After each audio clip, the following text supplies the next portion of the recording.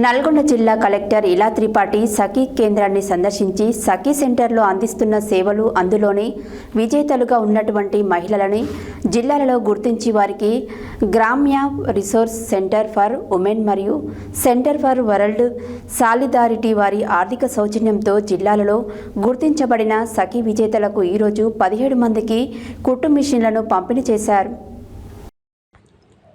నల్గొండ జిల్లా కలెక్టర్ ఇలా త్రిపాఠి సఖీ కేంద్రాన్ని సందర్శించి సఖీ సెంటర్లో అందిస్తున్న సేవలు అందులోని విజేతలుగా ఉన్నటువంటి మహిళల్ని జిల్లాలో గుర్తించి వారికి గ్రామ్య రిసోర్స్ సెంటర్ ఫర్ ఉమెన్ మరియు సెంటర్ ఫర్ వరల్డ్ సాలిడారిటీ వారి ఆర్థిక సౌజన్యంతో జిల్లాలలో గుర్తించబడిన సఖీ విజేతలకు ఈరోజు 17 మందికి కుట్టు మిషన్లను పంపిణీ చేసి బాధితులకి ప్రభుత్వం అండగా ఉంటుందని వారికి అందుతున్న సేవలలో జాప్యం జరిగినట్లయితే ప్రభుత్వం చిత్తశుద్ధితో పోలీస్ మరియు న్యాయశాఖల సమన్వయంతో త్వరితగతిన న్యాయం జరగడం కోసం కృషి చేస్తామని ఆమె అన్నారు.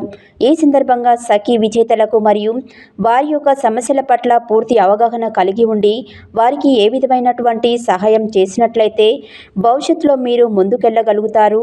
వీరిని ముందుకు తీసుకెళ్లడం కోసం వివిధ ప్రభుత్వ శాఖల సమన్వయం ఏ మేరకు అవసరం ఉన్నదో గుర్తించి వీరి కోసం జిల్లా స్థాయిలో ఒక ప్రత్యేక సమావేశం ఏర్పాటు చేసి సఖీ విజేతలకు న్యాయం జరిగేలా చూడడం జరుగుతుందన్నారు. సఖీ కేంద్రం నందు నెలకు సుమారుగా 60 నుండి 70 కేసులు రావడం జరుగుతుందని వారికి జిల్లాలలో 5 రకాలైనటువంటి సేవలను ఒకే చోట అందించడంతో పాటు వారికి త్వరితగతిన న్యాయం జరిగేలా సిబ్బందికి కృషి చేయడం జరుగుతుందన్నారు.